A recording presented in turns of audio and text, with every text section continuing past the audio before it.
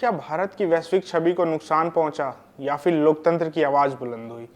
दिल्ली में हुए AI impact summit 2026 के दौरान यूथ कांग्रेस द्वारा किया गया विरोध अब चर्चा के केंद्र में है। आज हम बात करेंगे क्या है एआई इम्पैक्ट समिट 2026 और क्या इस मौके पर किया गया विरोध सही था। 16 फरवरी 2026 को प्राइम मिनिस्टर नरेंद्र मोदी ने नई दिल्ली के भारत मंडपम में इंडिया एआई इम्पैक्ट समिट 2026 का उद्घाटन किया, जिसमें दुनिया के 100 से भी अधिक देशों ने हिस्सा लिया। एआई समिट 2026 एक बड़ा और महत्वपूर्ण अंतर्राष्ट्रीय सम्मेलन है, जहां आर्टिफिशियल इंटेलिजेंस से जुड़ी हुई वैश्विक चुनौतियां, नीतियां, भविष्य की संभावनाएं मिलकर तय की जाती हैं। ये पहली बार है कि किसी ग्लोबल साउथ में इतना बड़ा एआई सम्मेलन हो रहा है। इस सम्मेलन में एआई के भविष्य, नीतियों, स्वास्थ्य, शिक्षा और रोजगार जैसे विषयों पर वैश्विक स्तर पर चर्चा हुआ।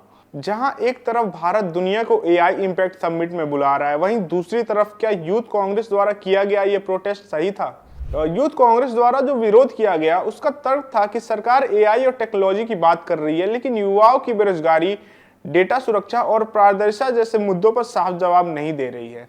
हालांकि यह विरोध उस समय हुआ जब विदेशी प्रतिनिधि और वैश्विक कंपनियों के सीईओ मौजूद थे। इसी को लेकर विवाद और बढ़ गया। हमने ऐसा बहुत बार देखा है कि विपक्षी पार्टियों ने सरकार का विद्रोह किया है, लेकिन ये प्रोटेस्ट एक अलग ही लेवल पर था, क्योंकि जिस समय यह विद्रोह हुआ उस समय बहुत सी देश के सीईओ वहां मौजूद थे, जो कि देश के सम्मान के नजरिए से ठीक नहीं है।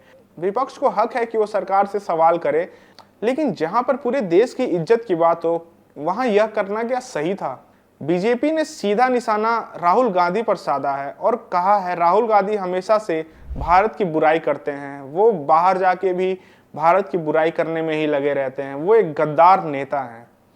बीजेपी ने इसे कांग्रेस द्वारा भारत की वैश्विक छवि खराब करने का भी आरोप लगाया है। बीजेपी नेताओं ने इसे देश की प्रतिष्ठा पर चोट बताया है। वहीं कांग्रेस के समर्थकों का कहना है लोकतंत्र में विरोध करना उनका अधिकार है और सरकार से सवाल पूछना कोई देशद्रोह नहीं हो सकता है।